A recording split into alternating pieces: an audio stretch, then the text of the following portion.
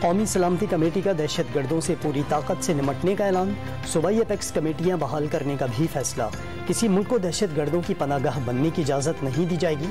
درآمدات میں کمی، حوالہ ہنڈی اور کرنسی اسمگلنگ روکنے کے لیے سخت اقدامات کیے جائیں گے۔ اقتصادی روڈ میپ پر بھی اتفاق۔ ڈالر کی قلت پر قابو پانے کے لیے حکومت کا ایکشن، حوالہ ہنڈی کے ذریعے رقوم بھیجنے والوں کے نام بھی FIR میں شامل کرنے کا فیصلہ۔ بلیک مارکیٹ میں ڈالر کی خرید و فروخت میں ملوث افراد کے خلاف بھی کارروائی ہوگی۔